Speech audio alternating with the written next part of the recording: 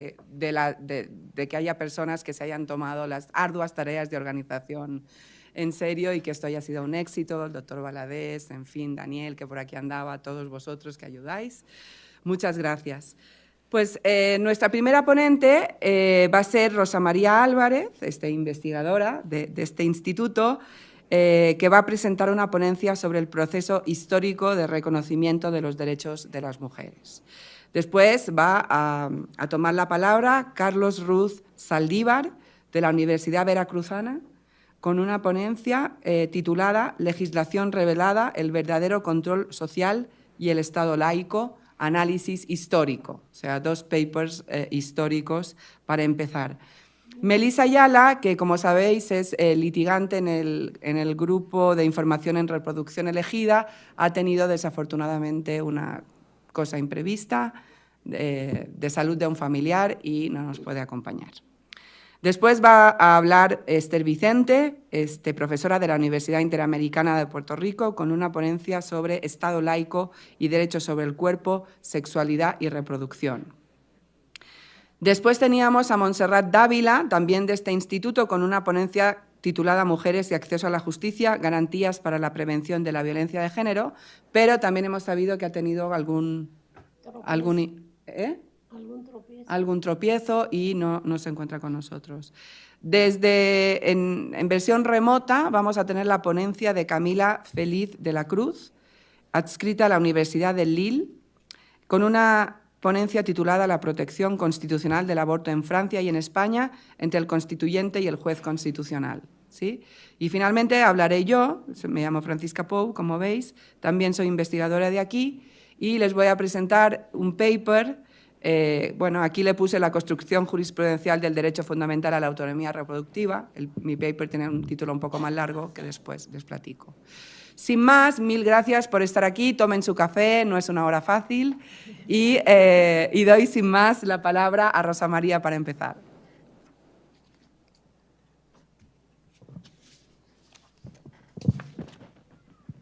¿Sí? ¿Se oye? Sí. Sí, bueno.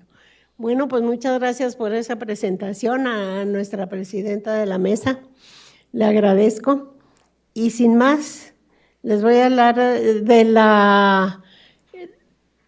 estudio que presenté en este congreso, que por supuesto tiene una amplitud mayor de lo que trataré de hacerlo más corto. No, de hecho lo voy a hacer, no tengo otra posibilidad. Les tengo que decir que los derechos de las mujeres son conquistas históricas.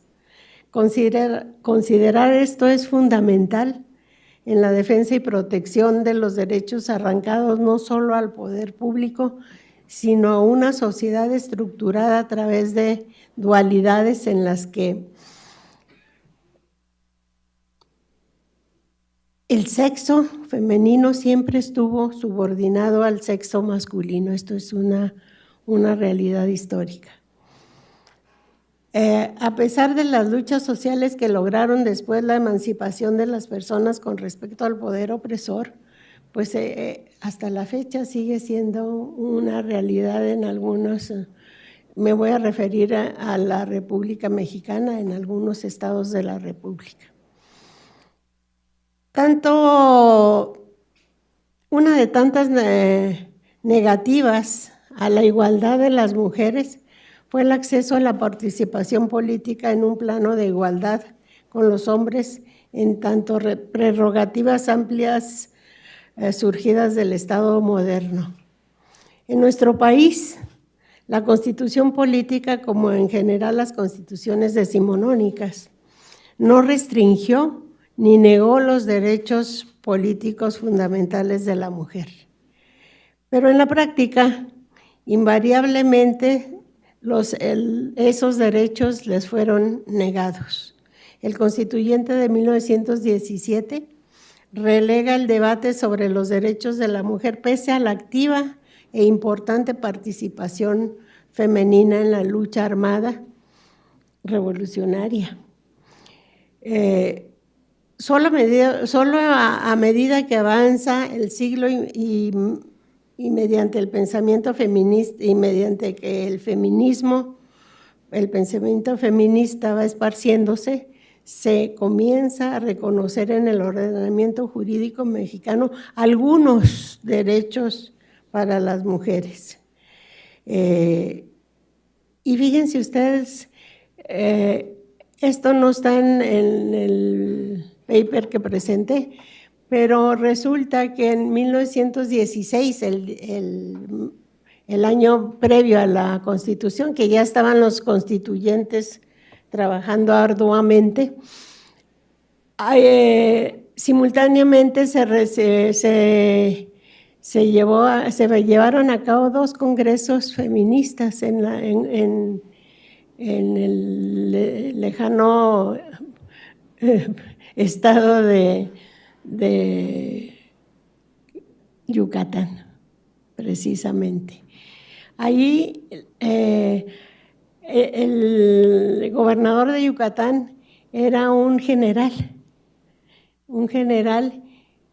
muy adelantado a su época porque financió los 2 congresos feministas y claro, fueron muy socorridos y muy alentados por muchas mujeres que en Yucatán ya tenían un estatus particularmente adelantados a su época.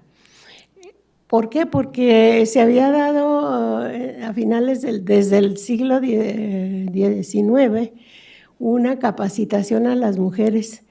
Las habían considerado aptas para dedicarse a 2 actividades que les eran propias, que era ser profesoras y y participar en las posiciones de cuidado médico como enfermeras.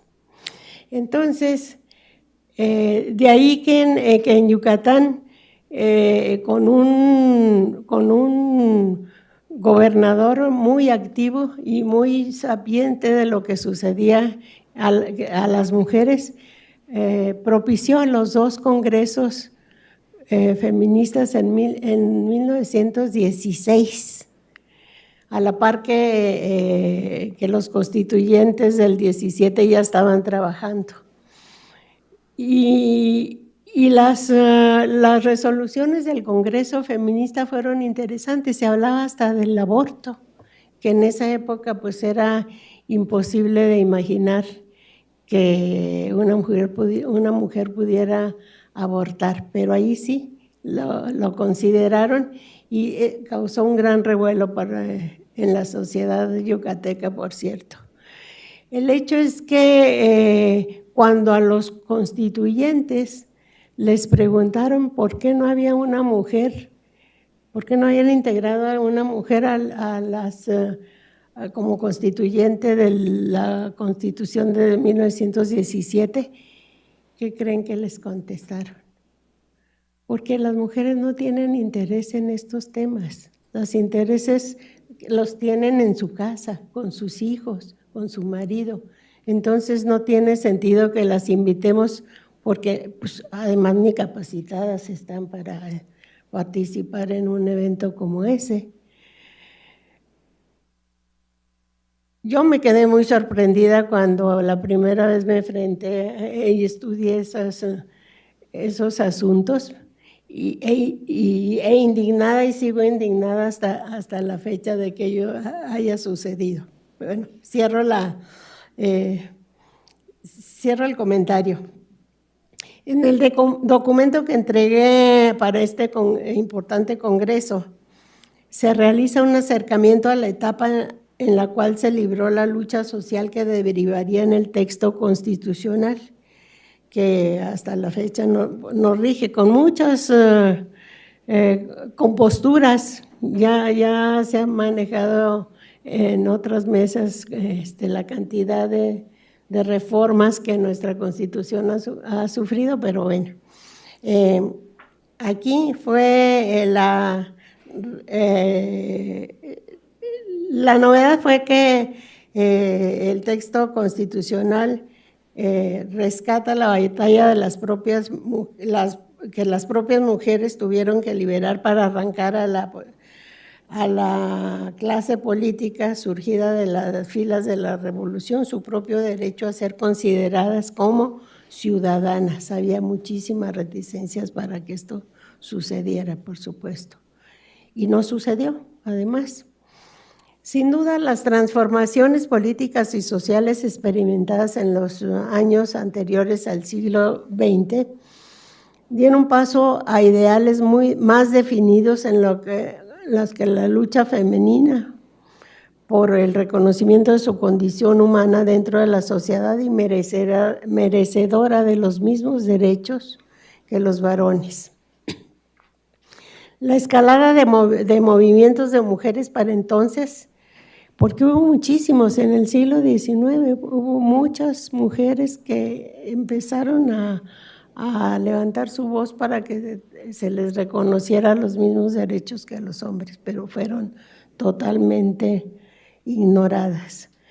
Esta escalada de movimientos de mujeres para entonces se había, ya estamos hablando del siglo XX, se había tornado incontenible y con ello se hizo evidente la resistencia a reconocer derechos al sexo femenino, o se hizo más evidente lo que ya en épocas anteriores definitivamente existía.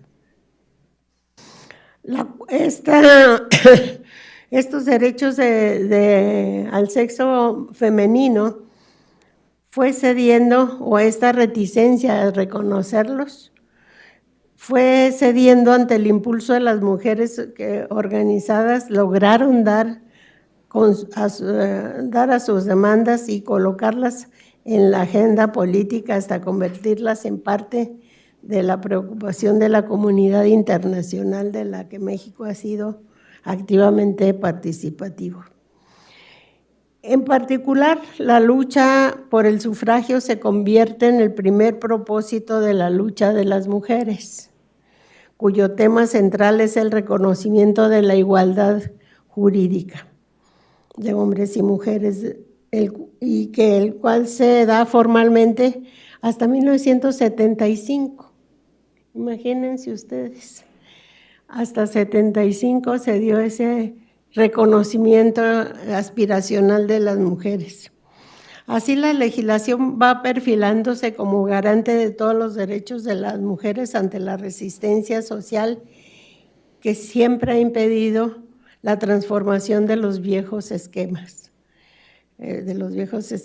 esquemas contra la mujer, y que cada vez se hace más evidente y contra el cual se tienen que tomar todas las medidas y acciones pertinentes para su combate. Es difícil en un país como el nuestro, que tiene estados tan diferenciados en su desarrollo. Se ha dicho que los más desarrollados están en el norte, pero en el norte también se ha dado esa discriminación hacia las mujeres desde tiempo ancestral. Y los estados del sur, pues ya no les cuento lo que sucede actualmente.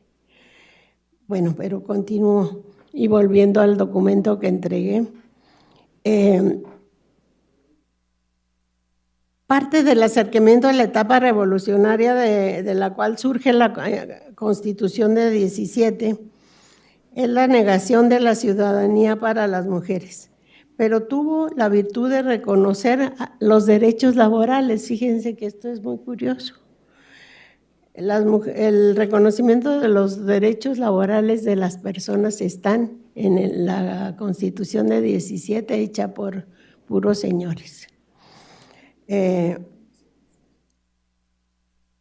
régimen familiar como ámbito al que se ha ligado a la mujer de forma tradicional y que posteriormente dar paso al estudio de los movimientos feministas en México y su importancia en la conquista de derechos para las mujeres en el país, finalmente aborda la importancia del reconocimiento constitucional de los derechos, pero muy adelantado en el tiempo, de los derechos políticos de la mujer y de la igualdad jurídica frente al hombre. Y en la etapa revolucionaria de la Constitución de 17 y la negación de la ciudadanía para las mujeres, no se negaba nada, no se les negaba nada a las mujeres, pero no se les mencionaban cuáles eran sus derechos, entonces era como negárselos y siempre fue así, se les negó. Como 3 minutos. Oh Dios. Entonces, yo que estoy tan contenta conmigo. La etapa revolucionaria de la Constitución de 17 y la negación de la ciudadanía de las mujeres, pues es evidente. Y es importante señalar que el movimiento revolucionario fue un movimiento surgido bajo consignas derivadas de las injusticias sociales, que buena parte de la población sufría, y a medida que se va avanzando se transforman de la mano de caudillos surgidos en diversas partes del país. Las causas morales del movimiento revolucionario hacen de este un episodio en la historia que lleva como bandera principal la injusticia social. Sin embargo, a las mujeres se les siguió considerando subordinadas a la voluntad de los hombres. Y ahí efectivamente las mujeres participaron activamente desde diferentes frentes, desde las Adelitas que llevaban los alimentos a los revolucionarios, hasta mujeres instruidas que hicieron desde el siglo XIX reuniones y clubes que pretendían la igualdad de las mujeres, por supuesto. Al recogerse las demandas sociales en la Constitución del 17, el constituyente, repito, niega los derechos políticos a la mujer bajo el argumento de su falta de capacitación para participar en la vida pública, manifestando que la diferencia de sexos determina la aplicación de las actividades y reafirmando la visión con las siguientes palabras, que me voy a permitir leer y con ello termino, comillas. En el estado en que se encuentra nuestra sociedad, la actividad de las mujeres no ha salido del círculo del hogar doméstico, ni sus intereses se han desvinculado de los miembros masculinos de la familia. No ha llegado entre nosotros a romperse la unidad familiar, que era finalmente lo que se buscaba. Esto lo agregué yo. Así pues, la necesidad de participar en los asuntos públicos, como lo demuestra la falta de todo movimiento colectivo de las mujeres, no se da en este sentido. Cierro comillas y con ello termino mi participación. Muchas gracias. Y les invito allá cuando se haga la publicación a leer mi artículo completo. Entero, por supuesto. Muy bien. Adelante, Carlos. ¿Qué tal? Muy buenas tardes. Si me prestas el control. Ahorita se pone con estos links. Ok, gracias. Bueno, en nuestro caso, también agradezco, por supuesto, este espacio y estoy con la tradición que se estableció en otras mesas de romper el protocolo y de todas maneras dar las gracias. Así que doy las gracias. Vengo a hacer un análisis en el marco de los 200 años de la Constitución de 1824 para analizar esta Constitución. Pues es una Constitución de corte confesional, así que vamos a hacer un breve análisis, pero voy a partir muy lejos en la historia para hablar del desarrollo de un pacto social, porque en principio Rousseau establecía que la idea de un pacto social, del contrato social, era establecer mecanismos de protección en la que nadie se quejara porque todos estuviéramos de alguna u otra manera de acuerdo en establecer una serie de principios en los cuales nadie se vería afectado. Yo creo que Rousseau se equivocó.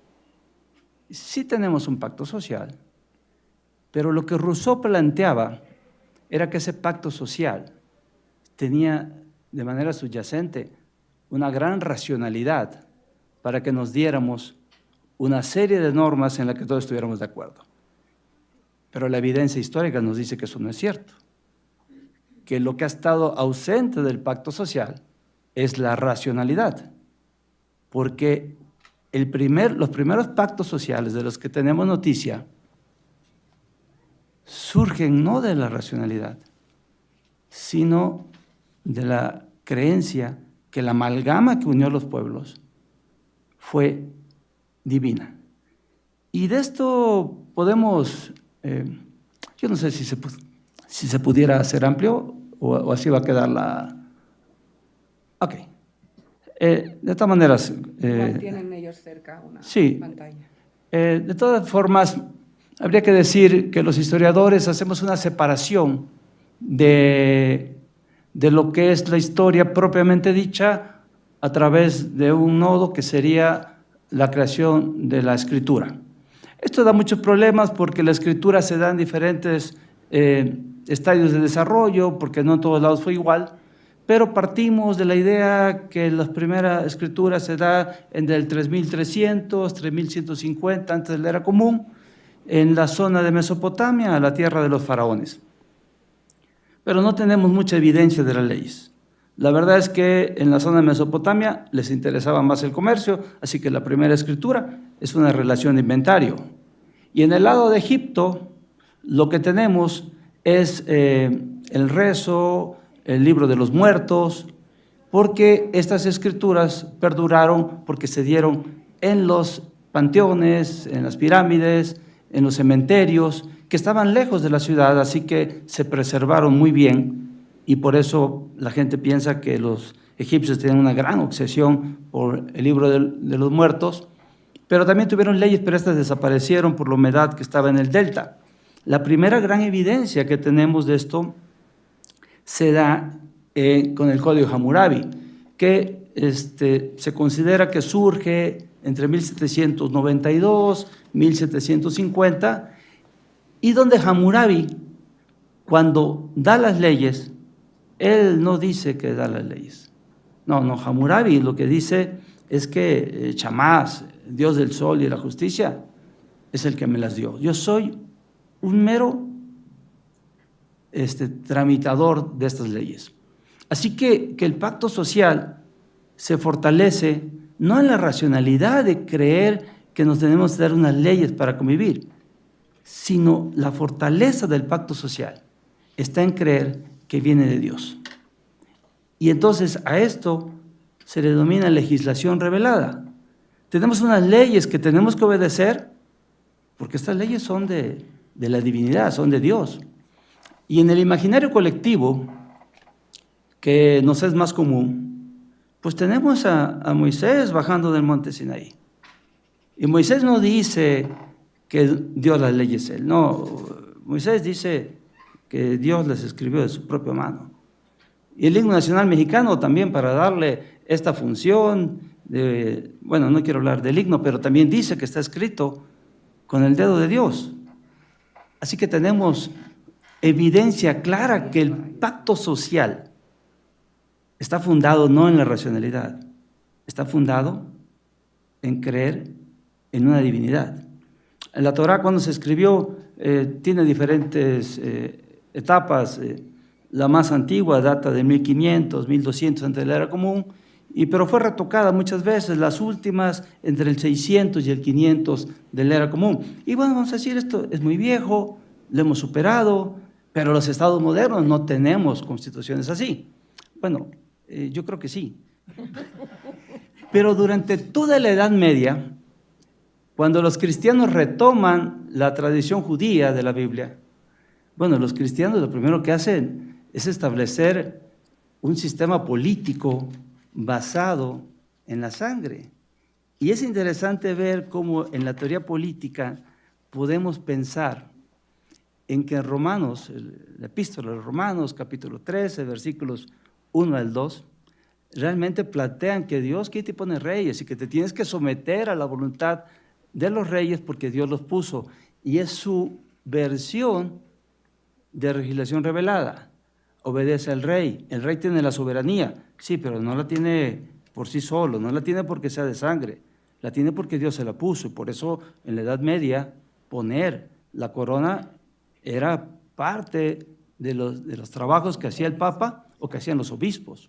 Esto se rompe un poco cuando Napoleón toma el poder y Napoleón por alguna causa odiaba a la iglesia, no sé por qué, pero se rompe un poco cuando Napoleón invita al Papa a su coronación y lo que hace es que se la quite, se la pone él. Y esto está plasmado en el Louvre, en el cuadro de la coronación de Napoleón, donde Napoleón de plano hay una especie de ruptura con la iglesia.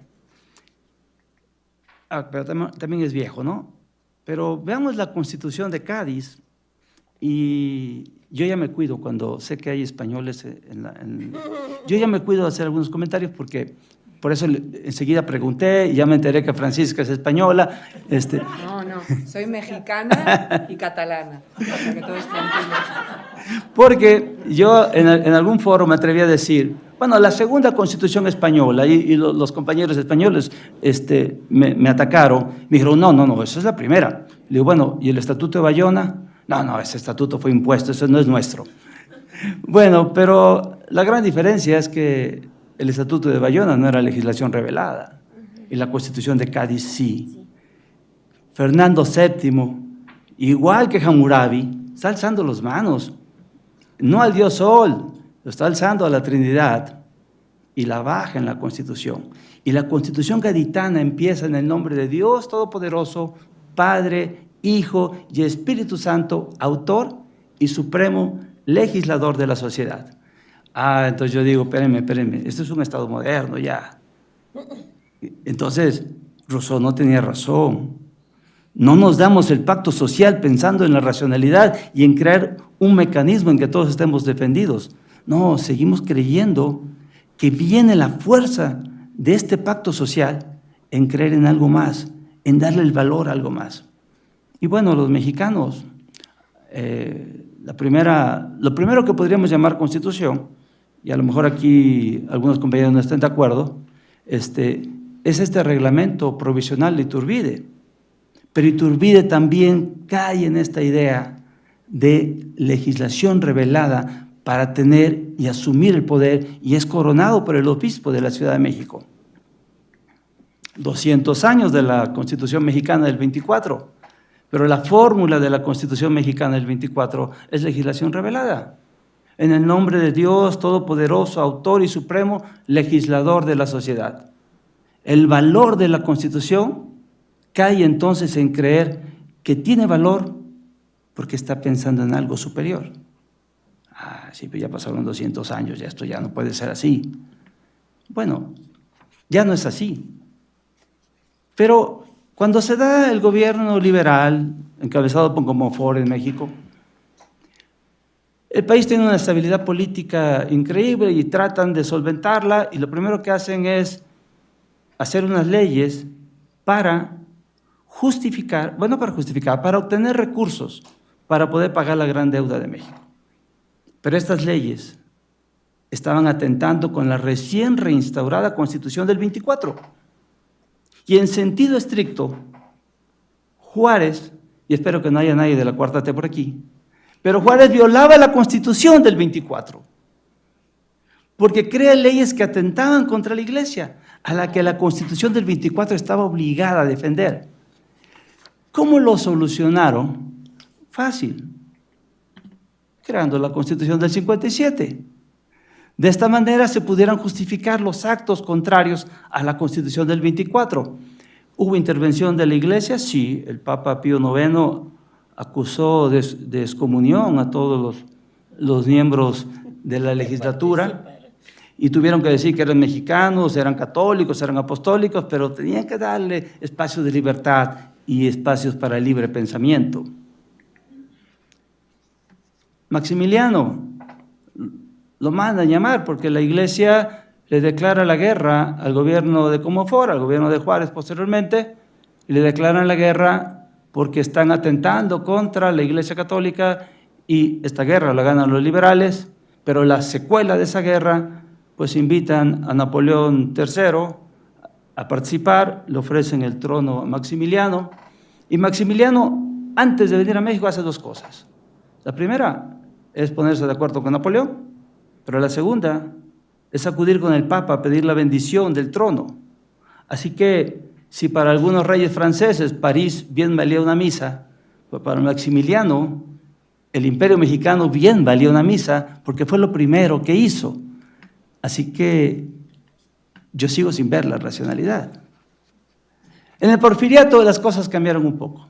El país se pacificó. ¿Pero por qué se pacificó el país? Porque Porfirio Díaz no aplicó las leyes. Y el mismo obispo que había coronado a Maximiliano en la Catedral de la Ciudad de México fue el mismo obispo que lo casó a él con su sobrina y que pactaron no aplicar las leyes. No las modificó, simplemente no las aplicó. Y esto viene a alusión lo que Yuval Harari, el historiador israelí, sostiene, que un sacerdote de cualquier religión, no estoy atacando a la Iglesia Católica, pero un sacerdote, cualquiera que éste sea, es mucho más eficiente que 100 soldados, pero además es más barato, sale mucho más barato pagarle.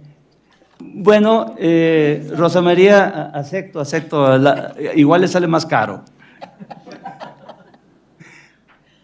Pero hubo alguien a que sí se le ocurrió aplicar las leyes de la Reforma y propició la tercera guerra contra la Iglesia. Por supuesto, fue Calles. Y también en la Santa Sede aprobaron, claro, dice que engañaron al Papa, pero lo aprobaron. Yo quiero terminar la reflexión, quiero terminar este tema con dos reflexiones. La primera de ellas es que la racionalidad no ha estado presente. Siempre ha habido una justificación en buscar en algo más poderoso la justificación y no en la racionalidad. Y esto hoy en día, a lo mejor me pueden decir, no, hoy no es cierto.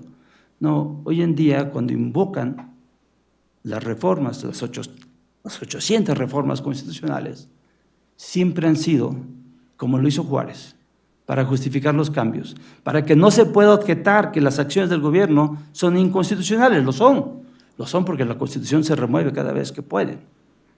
Y entonces habría que pensar, si hoy no hay legislación revelada, no, pero hoy invocan el poder del pueblo, invocan en favor del pueblo una especie de Dios más omnipotente, ¿no? Pero siempre la interpretación de ese pueblo está en el Tlatoani actual. Él es el que interpreta, él es el que nombra en nombre del pueblo cuál va a ser la constitución que hay que modificar.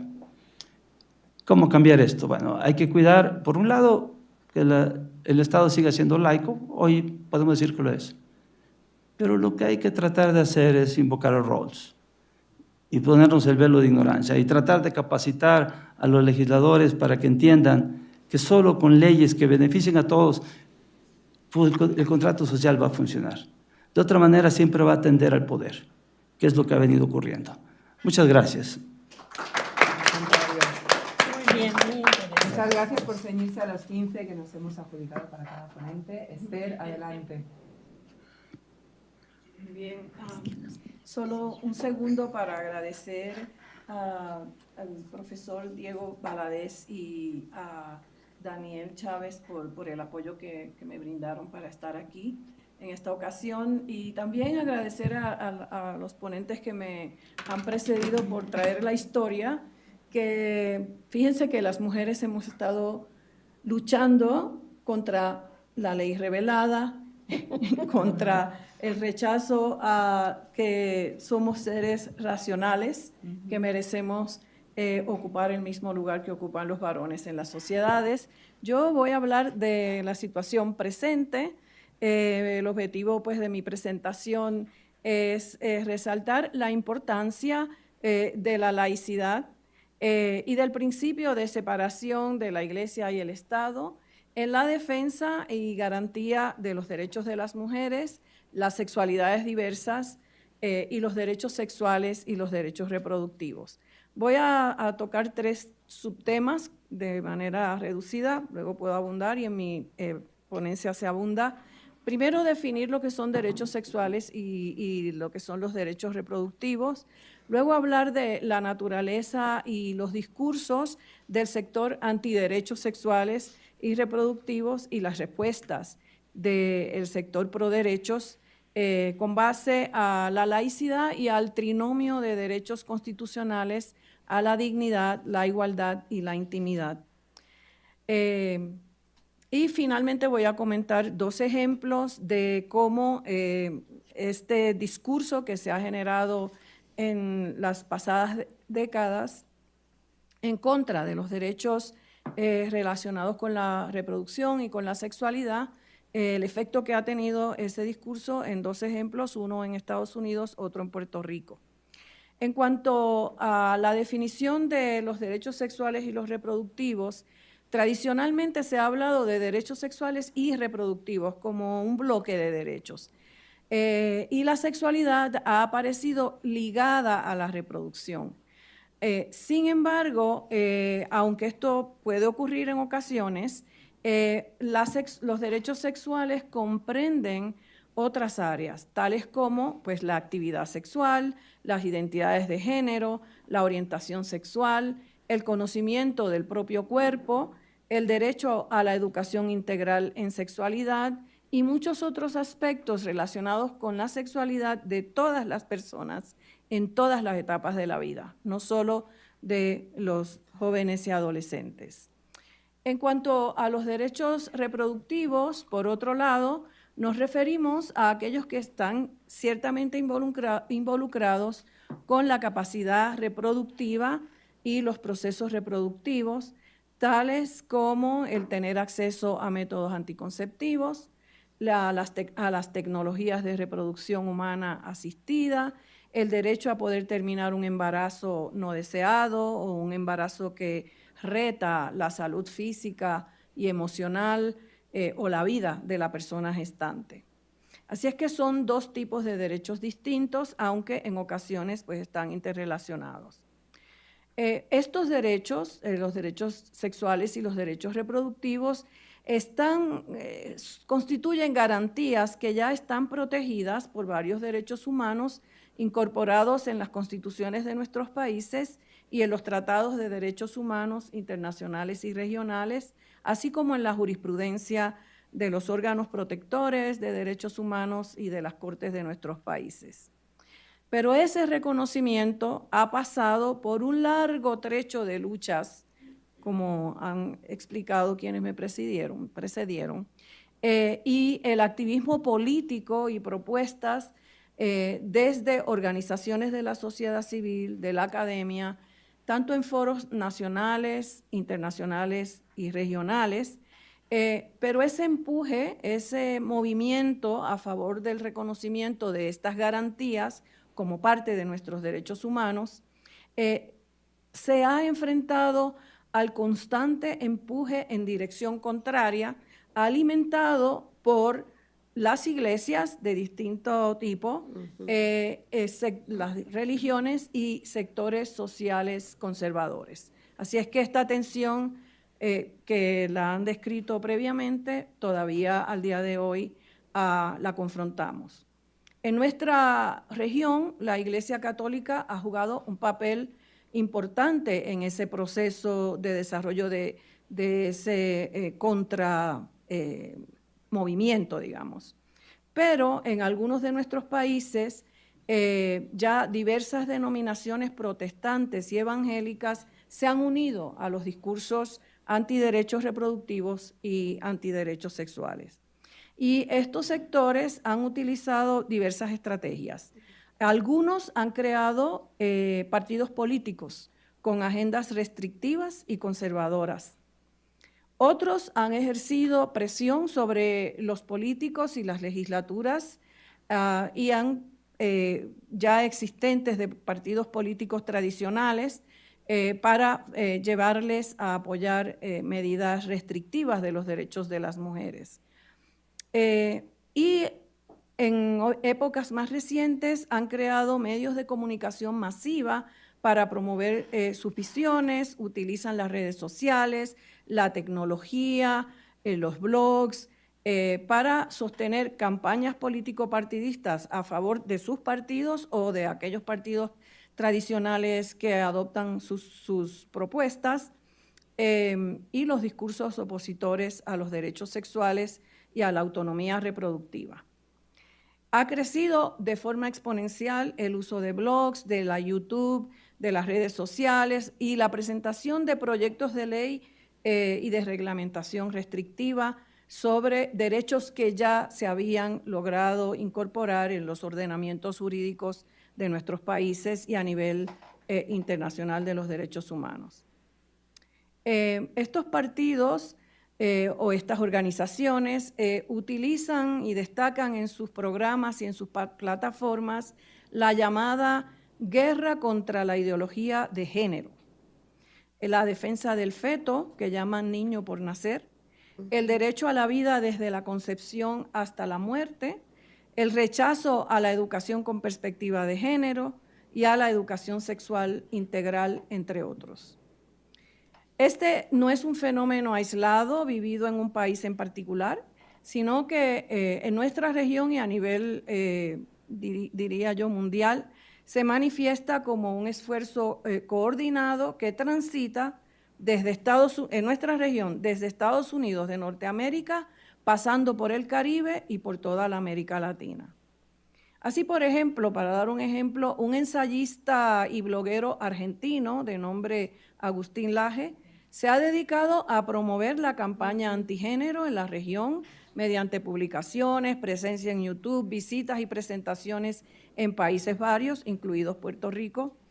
Y en sus escritos, videos, plantea que mediante la batalla cultural que él está promoviendo, se logra el poder político y legal para el sector conservador, cuya plataforma no es solo oponerse a los derechos sexuales y a los derechos reproductivos, sino también tienen en sus plataformas medidas económicas de libre mercado, etcétera.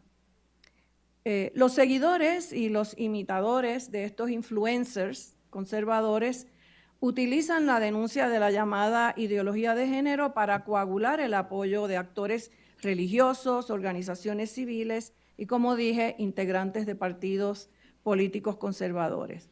Demonizan a los feminismos y a las sexualidades diversas como responsables de la destrucción de la cultura, la moral, la familia y del sistema social tradicional.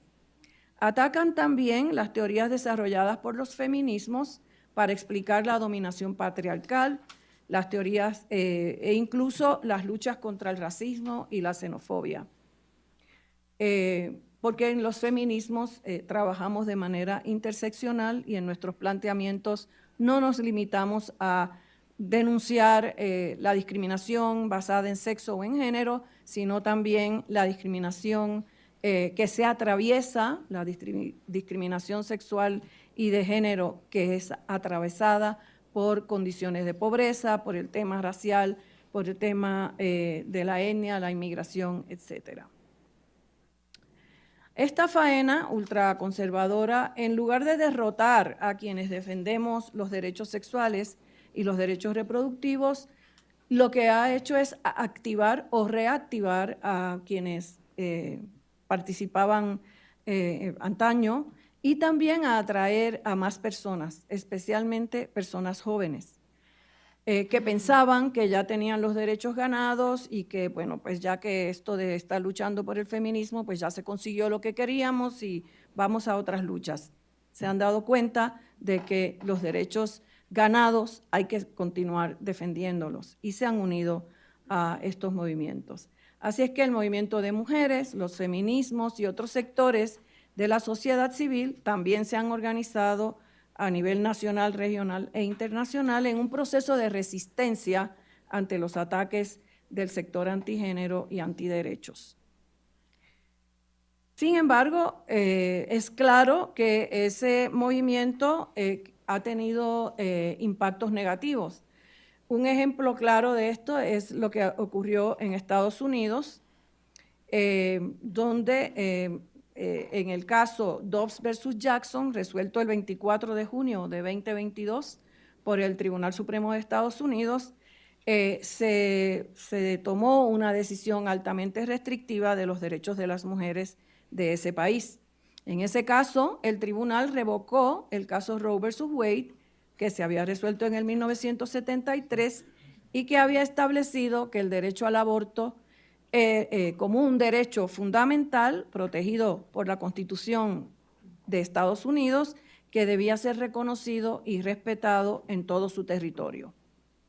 En Dobbs, 50 años después, el Tribunal Supremo de Estados Unidos revocó esa doctrina y determinó que los asuntos relacionados al aborto correspondían a los estados, a los representantes y líderes de cada estado, de cada estado individual de los estados de esa nación, puesto que esos líderes son quienes tienen el mandato del pueblo, aquí hablando de la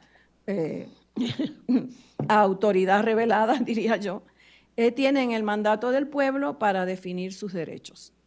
Así es que esta sentencia para mí es un ejemplo del populismo constitucional del que se ha hablado aquí en algunas de las mesas y de la regresividad de los derechos constitucionales, tema que también se ha tocado acá. Pues, ¿qué ha provocado esta decisión del Tribunal Supremo de Estados Unidos, que devolvió el derecho al aborto a cada estado, para que en cada estado el pueblo soberano diga hasta dónde deben llegar los derechos de una persona gestante a tomar una decisión sobre lo que está ocurriendo en su cuerpo? El poder de las mayorías sobre las minorías. Pues lo que ha ocurrido en Estados Unidos es que el país está dividido casi por la mitad. En la mitad de los estados se ha prohibido el derecho al aborto o se ha restringido a las primeras 6 semanas del embarazo, donde es muy difícil a veces hasta determinar si existe un embarazo. Y en otros estados pues se ha aumentado la protección e incluso la garantía del derecho, y la administración federal, el gobierno federal, a través de varias reglamentaciones, ha permitido pues, el uso de la mifeprastone para que se pueda entonces realizar el aborto médico, o ha facilitado el que se pueda viajar a otros estados a obtener el servicio. Pero ¿quiénes han sido las personas más afectadas por esta determinación judicial? Las mujeres que viven en condiciones de pobreza, las mujeres jóvenes, las mujeres afrodescendientes, las latinas, las inmigrantes.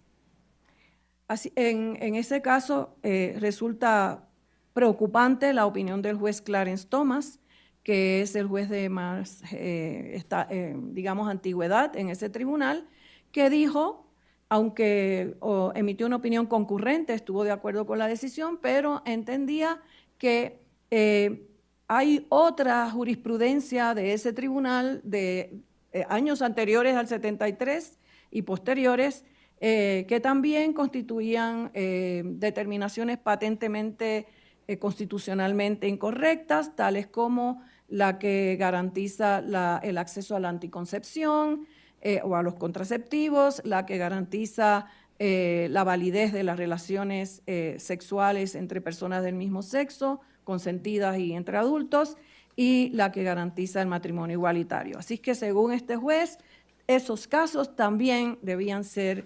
revocados por el tribunal. Eso queda ahí pendiente, dependiendo de cómo se mueva ese tribunal, qué pasará. En Puerto Rico, llegado el siglo XXI, ya se habían afianzado múltiples logros de las libertades relacionadas con el cuerpo, la sexualidad, la reproducción.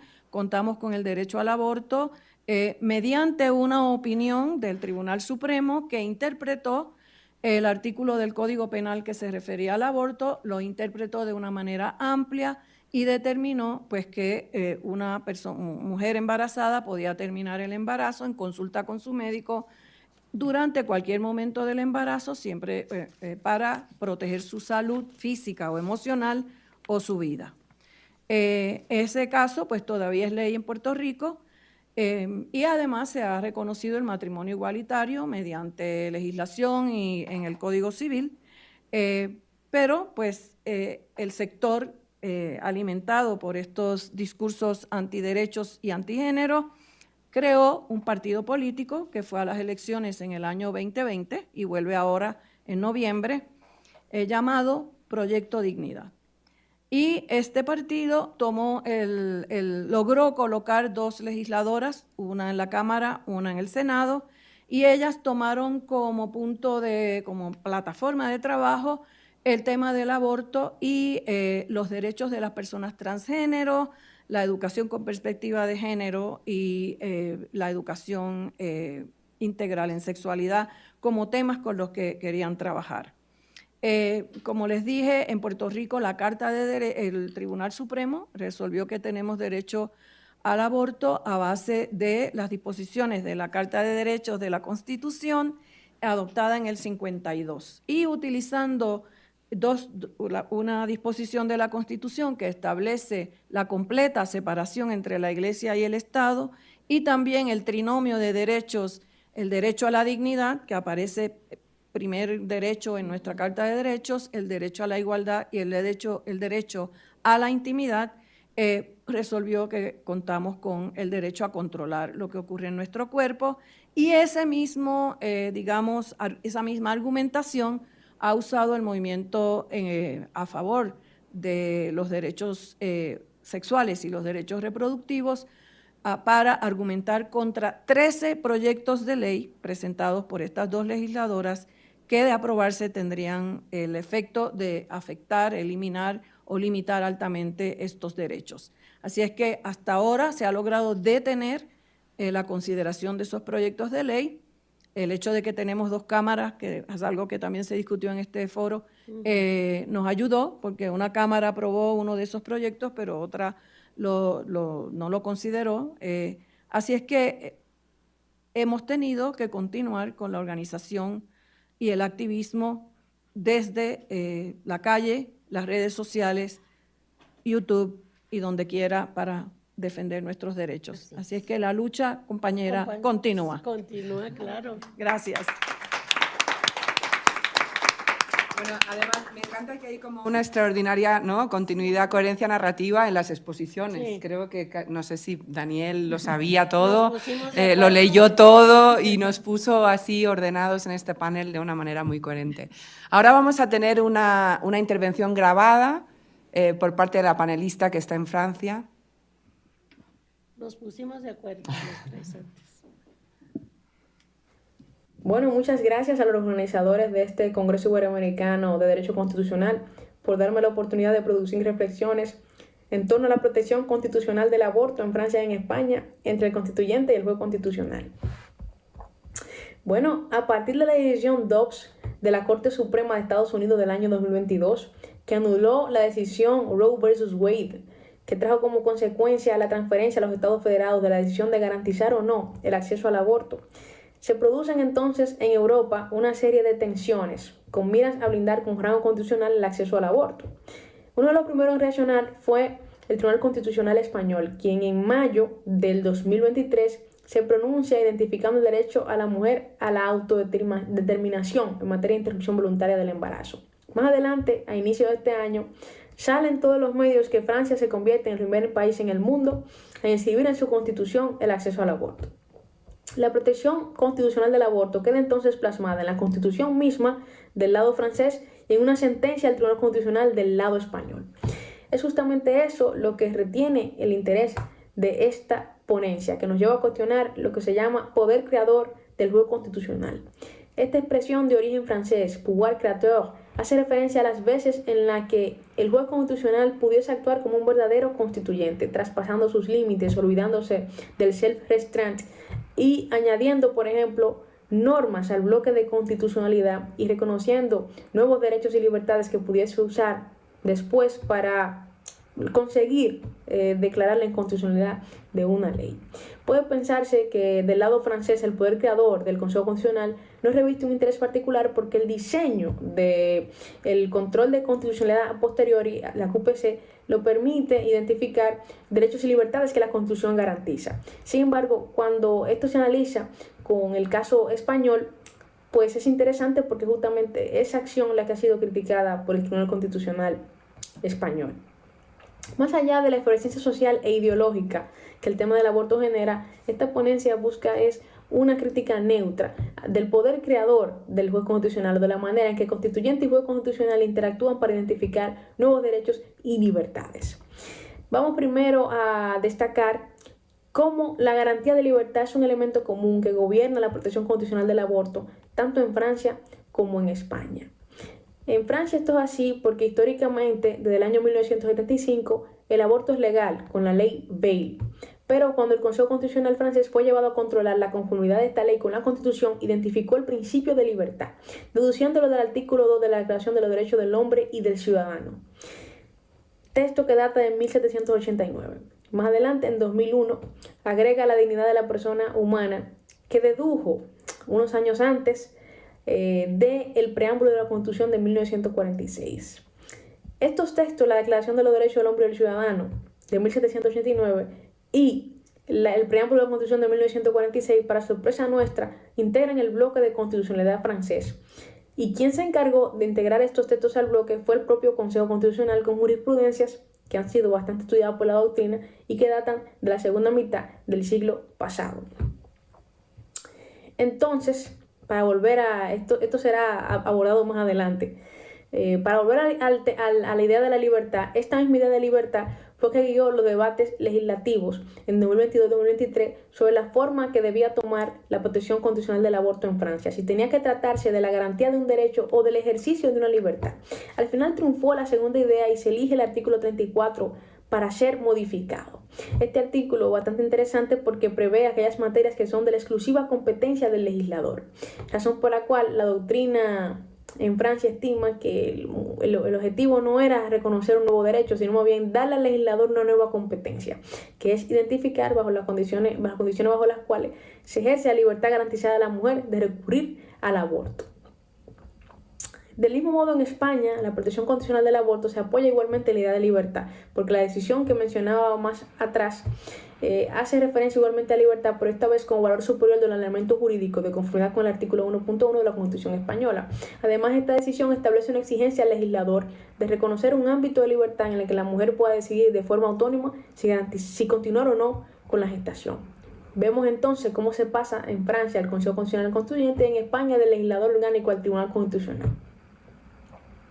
En España, por ejemplo, el aborto reposa sobre una ley orgánica de salud sexual y reproductiva en interrupción voluntaria del embarazo, que no tiene rango constitucional, que fue objeto de modificación y que, bueno, fue objeto también de un recurso ante el Tribunal Constitucional que se pronunció 13 años después, y después que la ley había sido modificada, lo que lo llevó a declarar el recurso extinguido por falta de objeto en un aspecto y a desestimarlo en otros aspectos. Sin embargo, esta decisión, que es la que he venido mencionando desde el inicio, identifica un nuevo derecho, el derecho de la mujer a la autodeterminación. Sin embargo, esa acción fue criticada por varios jueces que formularon votos calificando de exceso de jurisdicción esta acción y estimando que no le corresponde al Tribunal Constitucional reescribir la Constitución para crear, descubrir o deducir nuevos derechos fundamentales, sustituyendo al poder constituyente, estimando que para ello no debe primar otra cosa que una reforma de la Constitución. Entonces, esto permite ver cuán amplio es el poder creador de que dispone el Consejo Constitucional francés frente a ese limitado y criticable poder creador del juez español. En derecho constitucional, el juez constitucional asume muchos roles, pero poco se habla, poco se escribe, además de su función de censura, de su rol de creador, que ya vimos qué quiere decir el poder creador, el rol de creador del juez constitucional. Entonces, en el caso del aborto, por ejemplo, el Consejo Constitucional francés identifica el principio de libertad y la dignidad humana de dos textos que no se encuentran dentro de la propia Constitución, que son la Declaración de los Derechos del Hombre y el preámbulo de la Constitución de 1946. 46. Pero cuando uno lee estos textos, uno no encuentra textualmente ni la expresión libertad de la mujer ni la expresión dignidad de la persona humana. Entonces, por eso, una gran parte considerable de la doctrina estima que el artículo 2 de la Declaración de la Elección del Hombre y del Ciudadano ha servido para identificar otros derechos que no guardan relación uno con otro, además de dejar ver la tendencia del Consejo Constitucional francés de identificar una serie de principios que parecerían no estar textualmente dentro de las normas de referencia que integran el bloque de constitucionalidad. Además de esto, para dar más fe aún de lo amplio que es el poder creador del Consejo Constitucional francés, hay que mencionar el control de constitucionalidad posterior y francés, la QPC, que permite pues la identificación de una serie de derechos y que permite que los justiciables soliciten al Consejo Constitucional la identificación de nuevos derechos y libertades para conseguir después declarar la inconstitucionalidad de una ley. El resultado hoy es una gran lista de derechos y libertades que la Constitución garantiza, que han sido invocados por los justiciables y reconocido con el tiempo por el Consejo Constitucional a través de la QPC. Sin embargo, en Francia, el bloque de constitucionalidad tiene una connotación muy distinta a la francesa. No reposa sobre normas que son declaraciones de derechos, sino más bien sobre normas que delimitan la competencia entre el Estado y las comunidades autónomas, razón por la cual se considera que el artículo 28.1 de la Ley Orgánica del Tribunal Constitucional es la piedra angular del bloque de constitucionalidad español, que añade al bloque, además de la Constitución, aquellas leyes dictadas para delimitar la competencia entre el Estado y las comunidades autónomas. Lo que hace que el principio de jerarquía normativa del artículo 9 de la Constitución española se vea un poquito alterado con ese diseño del bloque de constitucional español, porque permite que normas interpuestas, estatuto de autonomía, junto al texto de la Constitución, pueda servir de parámetro para fundamentar la inconstitucionalidad de otras leyes, lo que situaría estas normas interpuestas y estatutos en el mismo rango que la Constitución en aquello que concierne a la distribución del poder, es decir, la delimitación de competencias. A pesar de todo ello, el poder creador es bastante interesante y es bastante criticado. Para retomar la definición de la autora Paloma Requejo, una eterna apertura. El poder creador condena al ordenamiento jurídico a una eterna apertura, que pudiese tener una incidencia con el principio de seguridad jurídica, porque hace que el juez constitucional identifique derecho, añada normas al bloque, actuando como un constituyente y condenando al ordenamiento a una eterna apertura, como bien dice ella. Sin embargo, esto presenta una ventaja enorme porque permite la adaptación a los cambios sin necesidad de recurrir a fuertes mecanismos de revisión constitucional, porque no siempre es fácil acudir a mecanismos de revisión constitucional, como estas reflexiones nos han permitido de observar. Por ejemplo, en Francia, revisar la Constitución es aparentemente más fácil porque 25 revisiones han tenido lugar desde 1958, mientras que en España apenas 3 han tenido lugar desde 1978. Pero lo que sí es seguro, una de las reflexiones más preciadas de las cuales nosotros hemos podido descubrir, es que el diseño de la Constitución va a tener una influencia enorme en el margen de poder creador del juez constitucional, porque, por ejemplo, la Constitución española se caracteriza por ser un catálogo enorme de derechos fundamentales, derechos y libertades, lo que hace que se le critique al juez constitucional cuando pretende crear o ir más allá o identificar nuevos derechos y libertades. Mientras que la Constitución francesa no es realmente una declaración de derechos y libertades, no es un catálogo de derechos y libertades, lo que ha obligado al Consejo Constitucional tal vez a hacer las veces de constituyente y bueno, integrar nuevas normas al bloque e identificar nuevos derechos y libertades sin ser tan duramente criticado que su homólogo español. Bueno, pues muchísimas gracias, estamos abiertas para cualquier reflexión o crítica extra que se quiera hacer o compartir. Muchas gracias.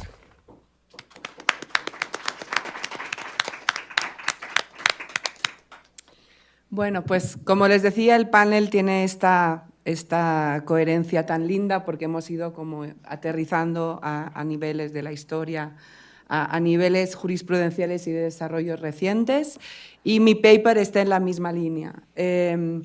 Yo les voy a brevemente platicar de un capítulo que voy a publicar en un libro coordinado por Alma Beltrán y Puga, por Isabel Cristina Jaramillo y por Catalina Martínez del Centro de Derechos Reproductivos, que es una panorámica regional latinoamericana sobre derechos sexuales y reproductivos, un poco con la idea de recoger justo las novedades que creo que vale la pena que seamos conscientes, tanto lo que decía Esther, ¿no?, de que todo es precario, de que no nos tenemos que confiar, de que cualquier avance tiene que ser defendido, pero al mismo tiempo el contraste clarísimo entre la evolución, digamos, del derecho público sobre aborto y derechos sexuales y reproductivos en general en nuestros países en contraposición con Dobbs, digamos, o sea, y en algunas ocasiones en reacción a Dobbs, como ha sido en particular el caso de Francia y demás.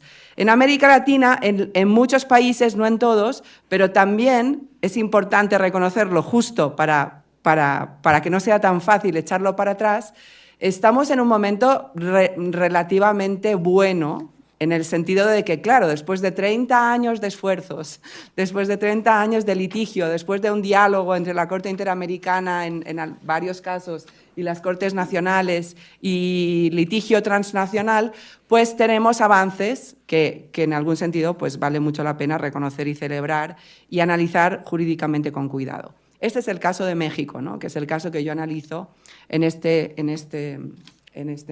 ¿me controlas el tiempo, no? Por favor. Aquí lo tengo. Que es lo que yo estudio en este capítulo.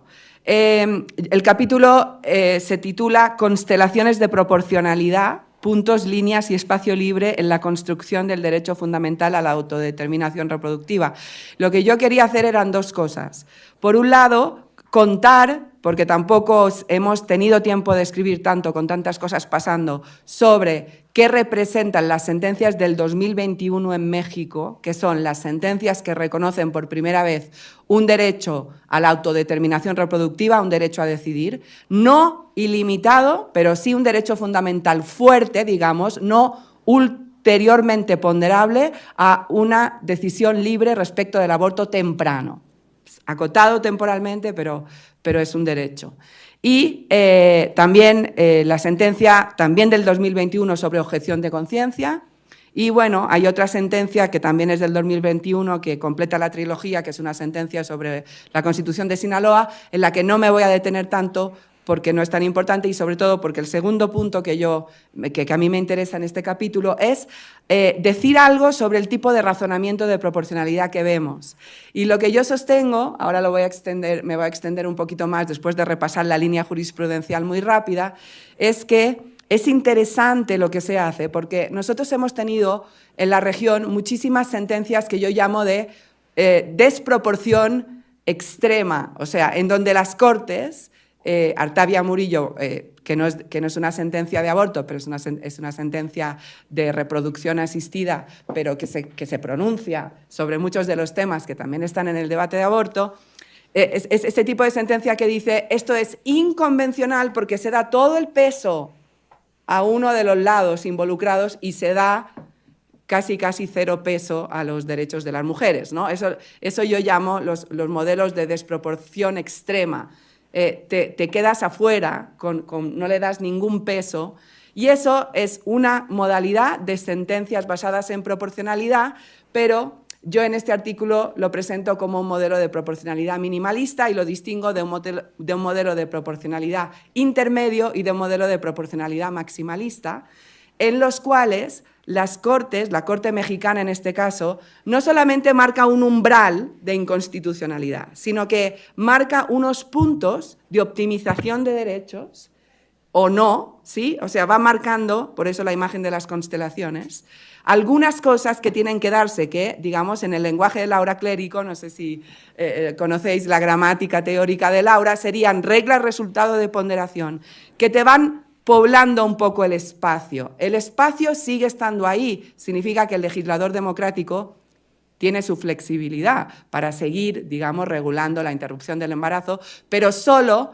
si respeta, digamos, estos pequeños puntos dentro de lo que es la constelación de derechos decantados, ¿vale? Entonces, bueno, voy a expandir un poquito estas dos cosas para que lo entendamos mejor y después lo puedan ver mejor y después, pues eso, y antes de pasar a las preguntas para todos nosotros.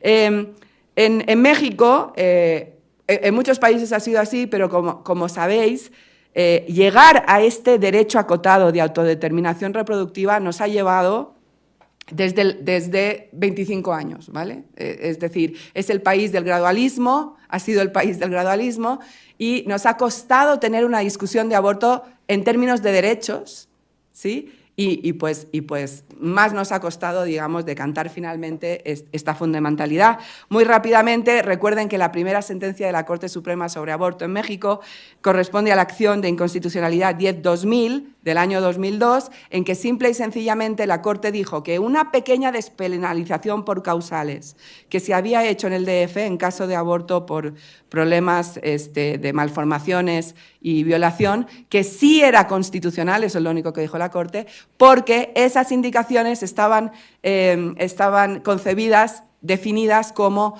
causas de exclusión de responsabilidad en materia penal y no como causas de justificación. Dado que así de mínimo era la Corte en ese momento, que estaba todavía, pues, obviamente muy lejos de las premisas de ahora, dijo que por ese motivo le parecía bien. Mucho más importante fueron las acciones de inconstitucionalidad que se interpusieron frente a la legalización del primer trimestre que hizo el Distrito Federal, ¿no? Son las famosas acciones del año 2018, la 146 y la 147 del 2017, resueltas en 2018, que allí la Corte validó la legislación del DF, pero vean que también es un encuadre de litigio minimalista, ¿sí? Porque la Corte no obligó a legislar en un sentido u en otro, sino que dijo, simple y sencillamente lo que ha hecho el DF me parece bien, pero no hay ahí una sentencia todavía en términos de derecho, sino que es una sentencia que se decide sobre la base de que es derecho penal y el derecho penal es competencia de los estados en México. Y no hay, digamos, un derecho fundamental que se imponga a la descentralización legislativa, ¿no? Pero bueno, fue muy importante, pero en algún sentido constitucionalmente muy minimalista.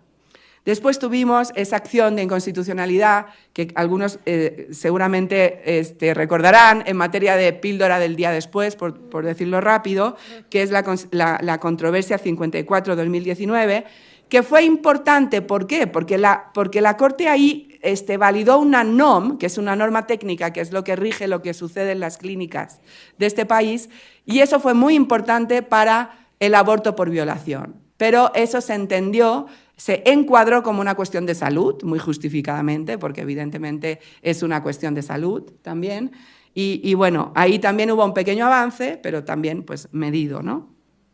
Después, no sé si recuerdan las acciones de inconstitucionalidad que examinaban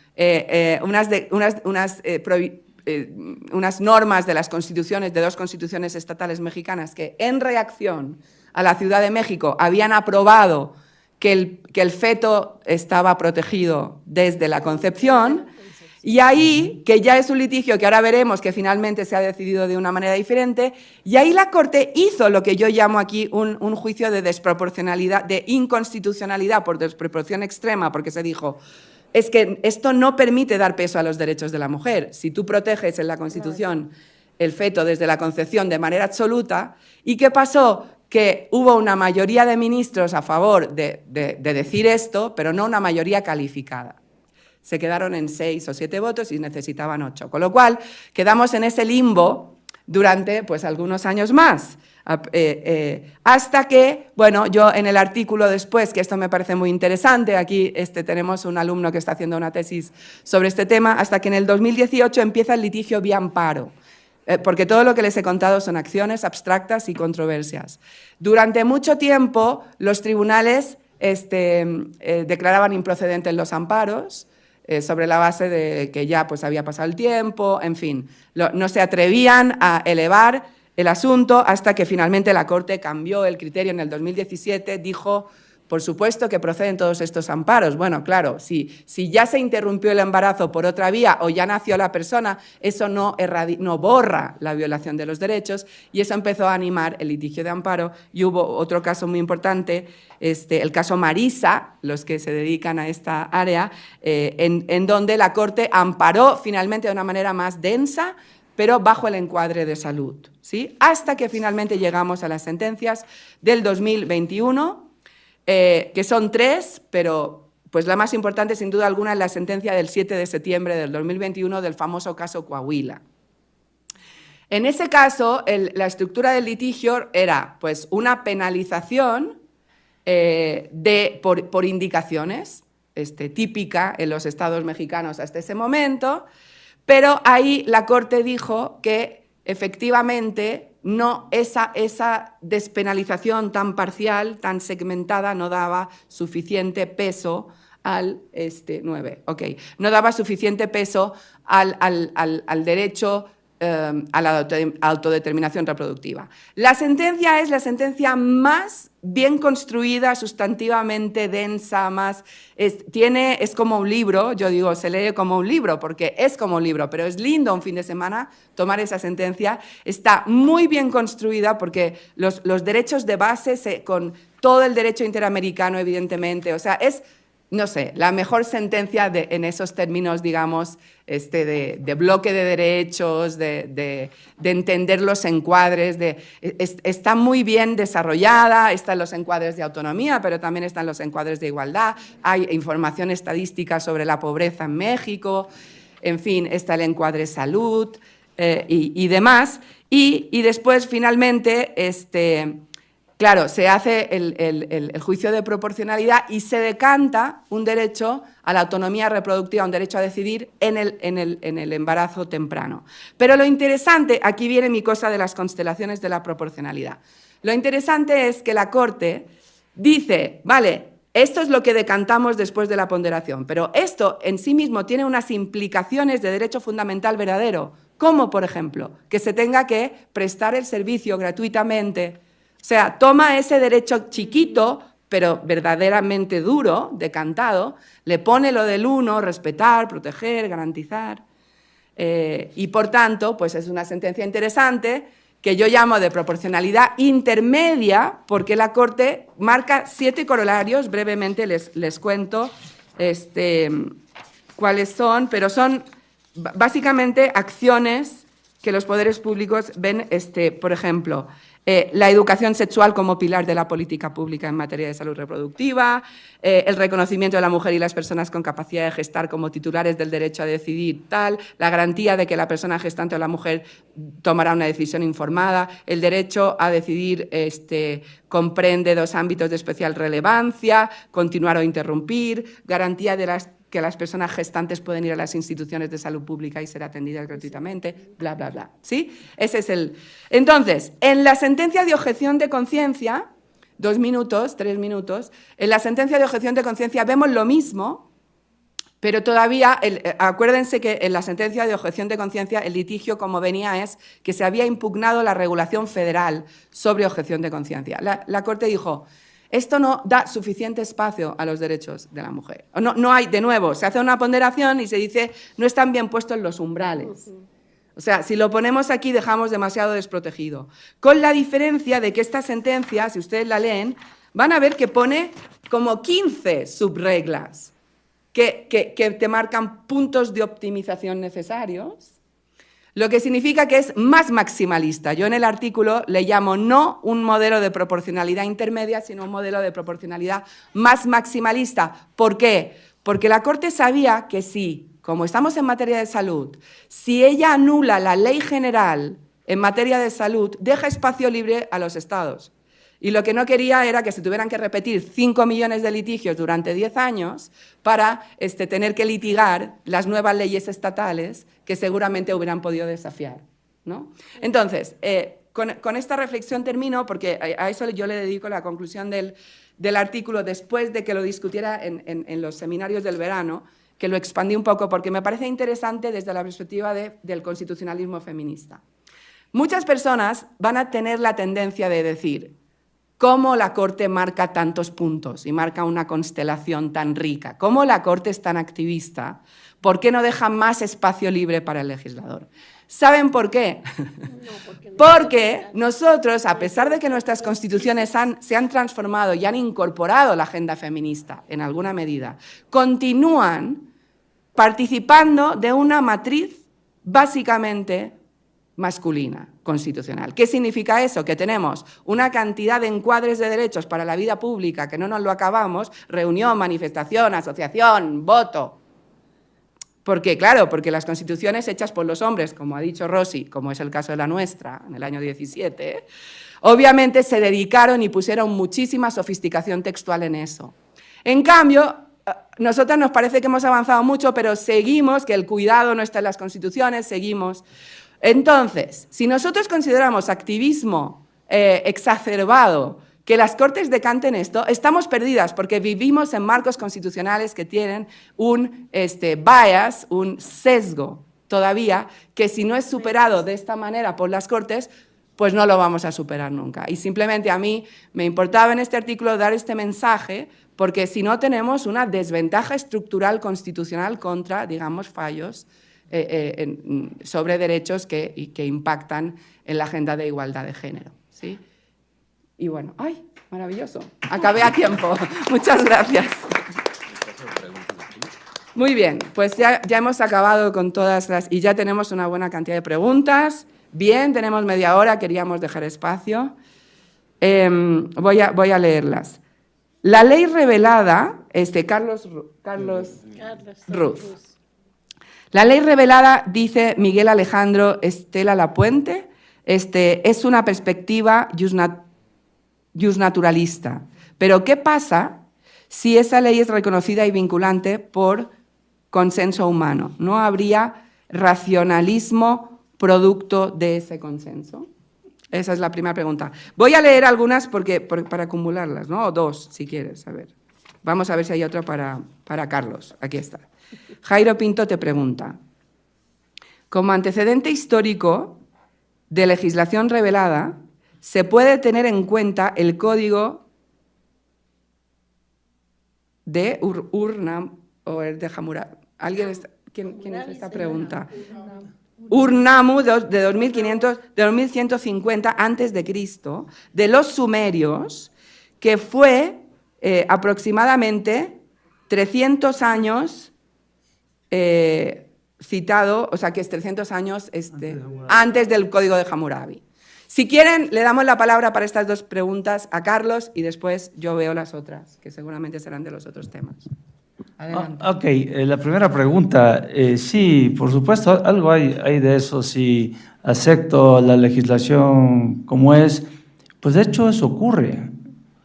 Al final se termina aceptando lo que se legisló. Yo lo llevaba al mundo antiguo. En el mundo antiguo no había duda que la legislación era revelada y se obedecía. Y esto históricamente está comprobado porque no había manera, ¿no?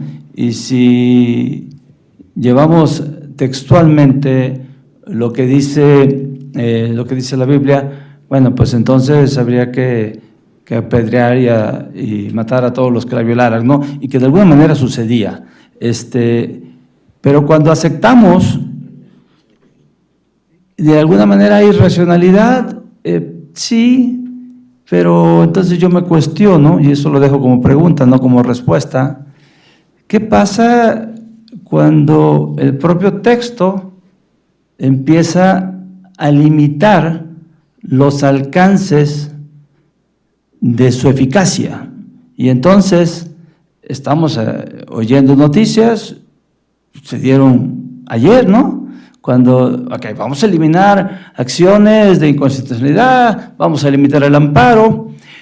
Yo sigo viendo un problema de racionalidad, pero obviamente respeto, sí, por supuesto, la Constitución. Si estamos aquí es porque creemos en ella, pero necesitamos hacerla mejor. Entonces hay que criticarla. Y en la medida que desde la academia estemos con la crítica, yo creo que eso ayuda a construir. Pero, por supuesto, respeto y entiendo la racionalidad y creo en la Constitución. Soy un crítico de ella. Pero Rawls decía que la libertad de expresión es el derecho que más se tiene que proteger, porque es el derecho que construye a todos los demás. Y en ese ejercicio creo que el foro, el Congreso, sirve para eso. De la segunda pregunta, y este es un problema, ¿no? Me declaro ignorante. Para mí el primer código que tenemos, con evidencia, porque está en piedra, es el de Hammurabi. Y por supuesto creo que hubo códigos que existieron con anterioridad y tenemos un problema para tener evidencias de ello. Pero me demuestro ignorante con este código. Oh, sí, creo que hay derecho de... Bueno, brevemente, sí, sí. No, sí, el código de Urnamut, totalmente evidenciado, la historia comienza en Sumer, Samuel Noah Cramer, en el texto lo desarrolla, y se trata en unas tablillas de arcilla. Pero te escuchamos. Gracias, qué pena. Decía que el código Urnamut es del año 2150 a.C., se encuentra documentado en un libro de un antropólogo que se llama La historia comienza en Sumer, Samuel Noah Cramer. Y se trata de una tablilla en la cual aparece el código y fue mucho antes que el código de Hammurabi, y ahí se habla la primera sentencia que existió y el primer parlamento, porque eran ciudades-estado como era Uruk y Kish. Entonces, yo creo que podría ser un antecedente a su investigación como el primer código en el cual se ve legislación revelada, que fue mucho antes que el mismo código de Hammurabi, porque ahí Uruk tenían un dios y en Nippur también tenían el dios del cielo y el dios de la tierra, y en base en ellos, pues informaban los códigos que hacían. Entonces era un complemento. No, te lo agradezco, creo que eso puede enriquecer el tema. Sí, gracias. Bueno, ahora tenemos una pregunta más específica para Esther, y después aquí hemos recibido dos preguntas que son muy similares, ¿no? ¿Cuál es el futuro de los derechos sobre el cuerpo en la región? ¿Cuál es el papel de las Cortes? ¿Cuáles consideran que son los mayores retos que enfrentan los derechos de las mujeres en nuestros días? Para todo el panel, con lo cual yo creo que le voy a dar la palabra a Esther para la pregunta más específica. Si tienen preguntas más específicas que no hayan puesto en el papelito, pues háganla, y después podemos, si quieren, hacer como una última ronda sobre los principales retos. ¿Les parece? O sea que sí, ahora le doy la palabra a Esther. Si tienen alguna pregunta concreta que no hayan puesto en escrito, levanten la mano y les damos la palabra. Sí, esta pregunta creo que es de Melina Saldívar y pregunta, ¿dónde está el derecho del pequeño ser gestado? Creo que es lo que quiere decir. Creo que se refiere al feto. Bien, dos cosas. Voy a empezar con una, y es que en toda la, como vimos, la jurisprudencia que se ha comentado,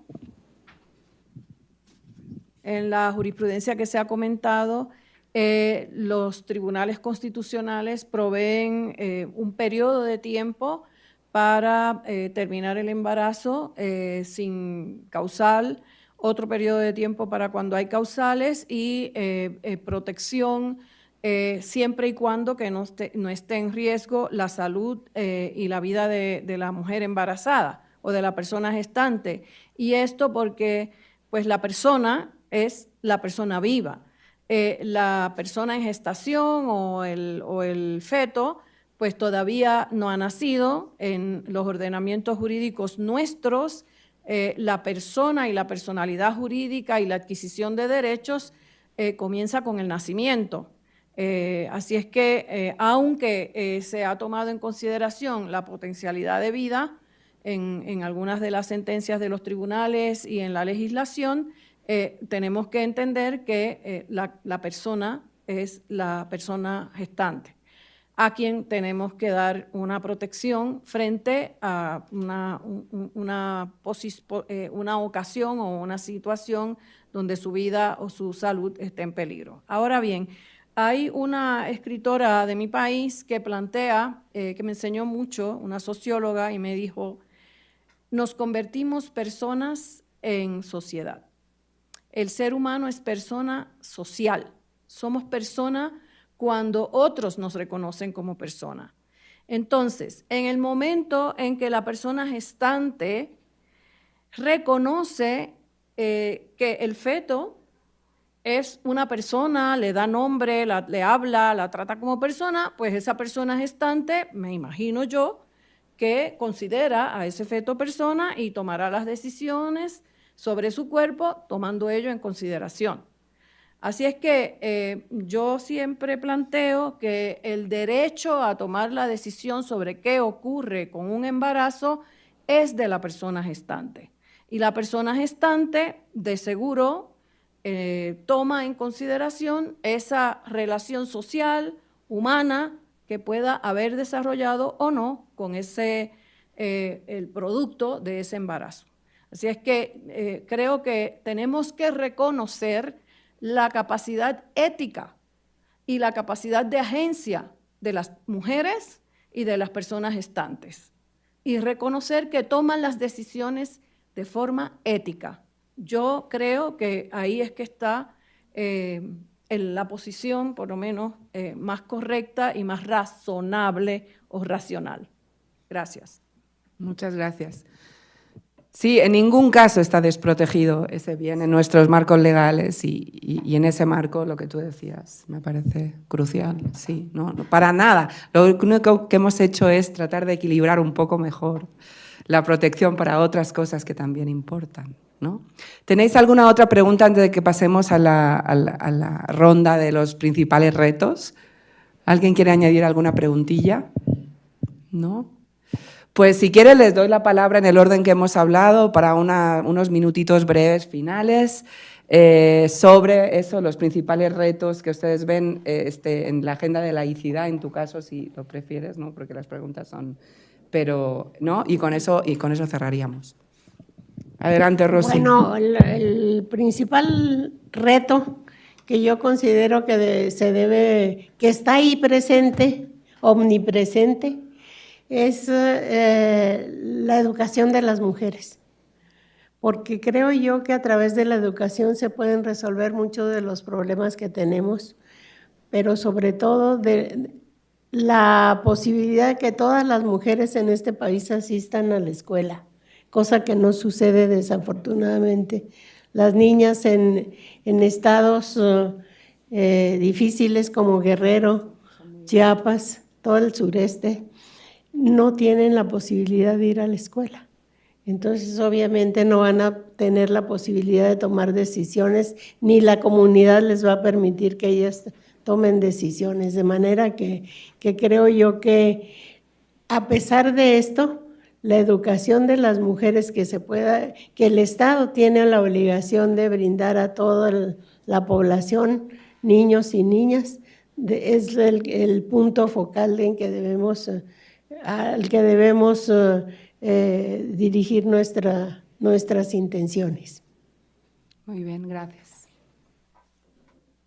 Bueno, yo sí me quiero referir de manera general al reto, ¿no? Yo insisto que el gran problema constitucional radica en que estemos siempre a expensas de alguien en el poder y justifique los actos, y a veces, insisto, la racionalidad no está presente. Yo creo que cuando justificas en el pueblo y te arropas como el intérprete de esa voz, no está muy lejos de la legislación revelada antigua que estaba yo hablando. El 30 de septiembre de este año, de manera muy rápida, porque aquí los cambios constitucionales se discuten en los congresos en minutos se discute y se aprueban, se aprobó el asunto indígena. En la maestría en Derechos Humanos que tenemos en la Universidad Veracruzana, tenemos algunos alumnos de pueblos originarios, y precisamente una alumna me decía, que nos den más libertad a los pueblos originarios es un retraso, porque hoy en día en su población se siguen recibiendo dotes. Y cuando la niña tiene la menarca, ¿qué pasa? Pues depende de la familia, depende de las condiciones, pero me dicen 3, 4 gallinas, un puerco, y lo mejor pagado, porque habrá que decirle que es un pago, es una vaca.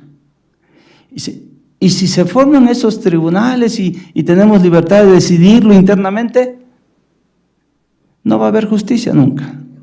Entonces, cuando empezamos con esta reflexión, hicimos un pequeño foro, digo, no, te decimos, tenemos un problema de racionalidad, y es constitucional.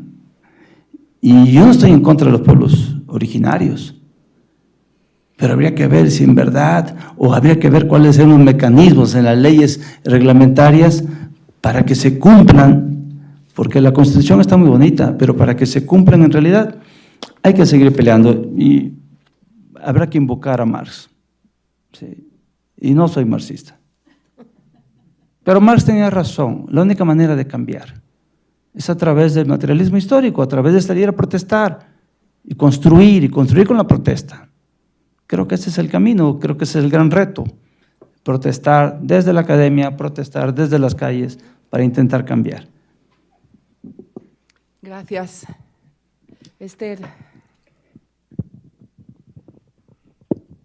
Sí, creo que el gran reto que aún confrontamos es el de que los derechos humanos de las personas que hemos sufrido desigualdades por diversas razones, ya sea de sexo, de género, de raza, de pobreza, etcétera, estén en manos de mayorías y de élites que no entienden las experiencias de vida nuestras. Eso por un lado. Y por otro lado, creo que un gran reto que enfrentamos en nuestros países es que tenemos que desmontar los discursos de sectores que no se preocupan por los niños y las niñas que existen hoy día, que no tienen comida, que no tienen facilidades de acceder a la educación, que no tienen vivienda adecuada, y que sus derechos son vulnerados y sufren violencia. No se preocupan por estos y sí se preocupan por el feto. Yo creo que la actitud de esos sectores tiene que ser denunciada para que logremos entonces avanzar y dejar y romper con esos discursos que lo que hacen es llevarnos a determinaciones judiciales y legislativas restrictivas, como hemos estado viviendo en algunos de nuestros países después de haber avanzado tanto en el reconocimiento de derechos. Gracias. Yo creo que en el particular caso mexicano, comparto mucho de lo que ha dicho Esther, evidentemente lo comparto, y en el caso mexicano lo que diría es que el desafío que está delante de nosotros, viendo la evolución del derecho, es la agenda del acceso efectivo, ¿sí? Porque la Corte decantó un derecho, la Corte dijo una serie de cosas, pero como pasó en otros países que ya tenían decantado más o menos el derecho de esta manera, tenemos que construir acceso efectivo. ¿Qué significa esto? Hacer política pública, ¿sí? Y tiene que haber una cierta, lo que los alemanes llaman una cierta lealtad constitucional. Hay una cierta voluntad de hacer engagement con esta sentencia de la Suprema Corte que decanta ¿no? este derecho fundamental que se impone a todos los legisladores del país. Y con todo lo que está pasando, eso es lo que me preocupa, ¿sí? O sea, si me decís a nivel más general cuál es un desafío esto, pero también es, bueno, con todo esta tensión constitucional que estamos viviendo, con toda esta volatilidad, ¿qué va a pasar con la agenda, digamos, de derechos decantados hasta ahora jurisprudencialmente, ¿no? Creo que estamos en un momento en que eso es una fuente de fragilidad que no habíamos dimensionado, ¿sí? Lo que está pasando con el marco constitucional, ¿qué va a pasar si finalmente hay un nuevo poder judicial completamente integrado de una manera completamente diferente? O sea, no tenemos una buena coyuntura estructural para tomarnos en serio estas sentencias, que es lo que hay que hacer, porque son derecho constitucional que nos ha costado 30 años construir, y sin embargo yo veo que las distracciones que vienen por otros motivos y pues no solamente distracciones mentales, sino que las precondiciones de desarrollo de los derechos decantados pues van a ser como... Yo, la verdad, no estoy muy optimista, pero de ahí la importancia de seguir repitiendo que eso es derecho, que nos ha costado 30 años, que las Cortes en América Latina han dicho lo que han dicho, que los legisladores en diálogo con las Cortes han dicho lo que han dicho, etc. Y otro desafío en diálogo con tu punto, que es muy interesante.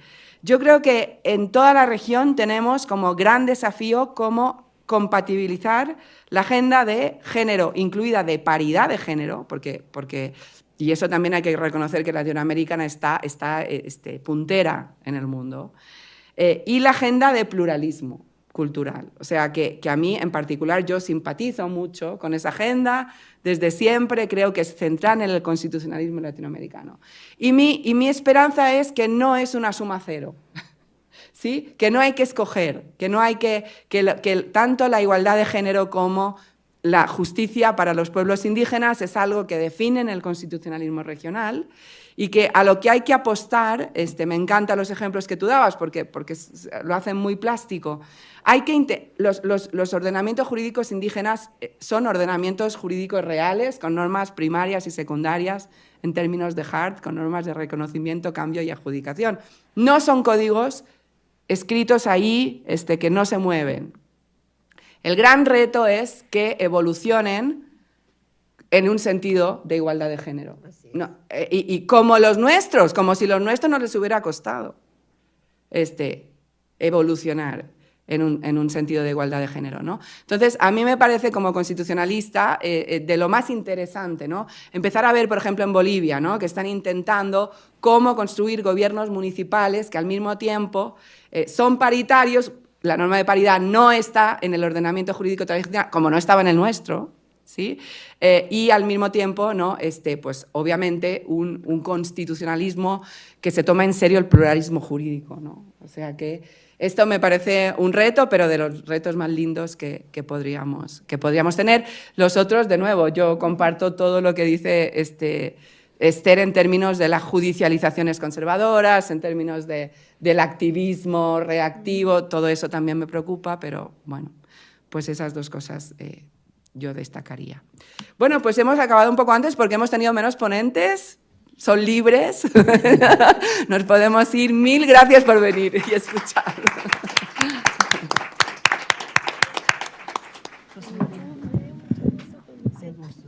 Siempre tienen una oportunidad de conocer y aprender de todos. Estoy a tus órdenes aquí en el instituto. Muchas gracias.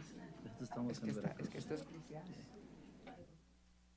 ¿Va a participar o ya participó el rector de la universidad? ¿Y nuestro rector? Sí. ¿No estaba incluido? ¿Estaba incluido? Pues yo creo que sí, porque ahí andaba, me saludó, nos queremos ¿El rector de mucho. la Veracruzana? El ex. Ah, ¿quién? Recuérdame. Sí, él era aquí de jurídicas. Sí, él. Sí, Fíjate que mi pretexto de la falta de memoria es que me dio COVID, entonces a partir de entonces no me acuerdo de nada. Se me olvida su nombre, pero sí. Sí, ya